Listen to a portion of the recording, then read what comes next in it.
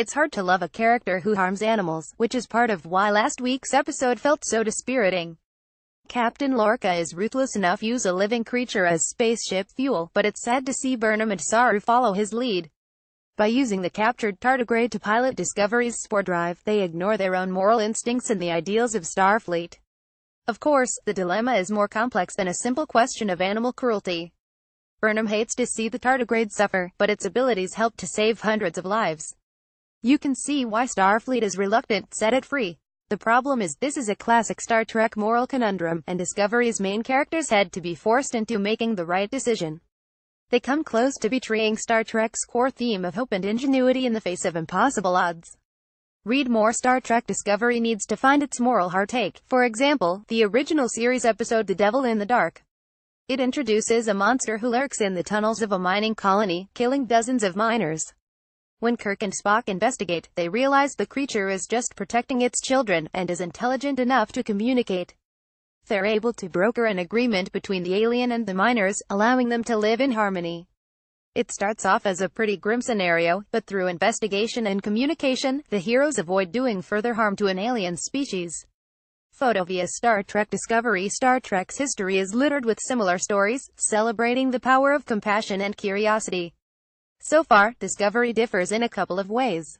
First of all, its characters display less moral certainty. While Burnham disagrees with the tardigrade's treatment, she's a lone voice of dissent opposite Tilly, Stamets, and even Saru.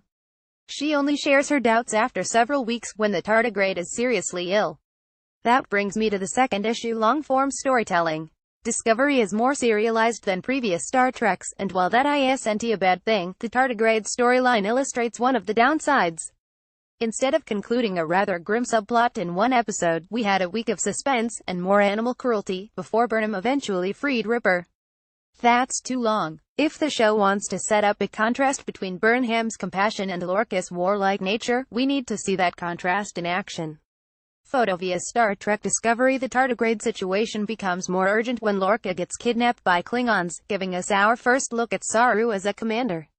He obviously loved Georgiou and envied Burnham's position as her protege, but he doesn't have George's social finesse. Unfortunately, he also lacks Lorca's independent self-confidence. Too insecure to consult his subordinates, he asks the computer to grade his progress while organizing the rescue effort. Lorca's storyline is equally well suited to his personality. While Saru struggles with leadership, Lorca is trapped in a Klingon cell with Starfleet Powash Tyler Shazad Latif and professional sleazebag Harry Mudd.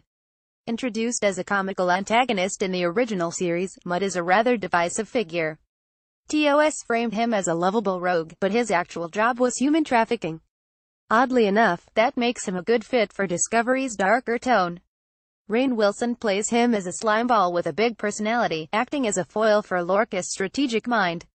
The Klingons allow their prisoners to choose their pain, selecting a cellmate to be tortured in their place. Mudd spent months throwing Tyler to the wolves, with an implication that Tyler was raped by the Klingon captain. But with 3 people in the cell, the balance of power has shifted.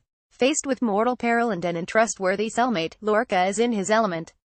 He orchestrates an escape with Tyler, using methods that I can only describe as classic Lorca. That means leaving Mudd to die, flagrantly ignoring Starfleet's code of ethics and basic human decency. But then Lorca saves Tyler, even though Tyler is slowing him down. What should we believe here? Does he save Tyler as a fellow Starfleet officer, or as an intelligence asset? After all, Tyler spent months in that Klingon prison. And to be honest, he is obviously a Klingon spy. Come on, now. Photo via Star Trek Discovery. Back on Discovery, Lorca's rescue comes at a price. The tardigrade goes into hibernation with a disturbing spasm that resembles rigor mortis, and Saru orders Stamets to revive it by any means necessary. This raises a question about Sarah's attitude to the tardigrade. Is it out of character for him to be so cruel, or is he intentionally dampening his sympathy? He also ignores his instincts as a scientist, unwisely copying Lorca's habit of giving overly ambitious orders. He's failing to embrace his own nature as a commander, and as a result, he makes mistakes. Burnham and Stamets both ignore Sarah's orders in different ways, with Stamets motivated more by curiosity than ethical qualms. Injecting himself with tardigrade DNA, a major taboo in the Federation, where genetic manipulation is forbidden, he becomes the spore drive's new pilot. It's an inspiring breakthrough for him, and in the vein of so many sci-fi stories, he's going to suffer the consequences of messing with Mother Nature. In a cute final scene between Stamets and his boyfriend Dr. Culber, Stamets seems perfectly healthy. But after they step away from the bathroom mirror, Stamets' reflection stays behind, smirking. As one of the oldest tricks in the horror movie book, it's still incredibly effective. And it may hint at one of Star Trek's most popular ongoing tropes, the evil doppelgangers of the mirror universe. Final notes: congratulations to Star Trek on its first ever F-bomb. They included it in the most adorable way possible, a young woman getting overexcited about science. Is Lorca meant to be a tactical genius, or does he just think he's a tactical genius? I'm still undecided. Especially if he allows Tyler to join the crew without an extensive interrogation beforehand. When Saru calls up Starfleet's list of decorated captains, it's full of deep cuts from vintage canon: Pike, the current captain of the Enterprise; Archer from Star Trek Enterprise; Decker, who appeared in TOS; and Robert April, the Enterprise's first captain, who only ever appeared in the animated series. I don't actually care about Robert April, but do you know what obscure callback I did enjoy? Tyler's two-handed Starfleet punch. This mystifying combat move was first employed by William Shatner, and affectionately adopted by later Star Trek actors.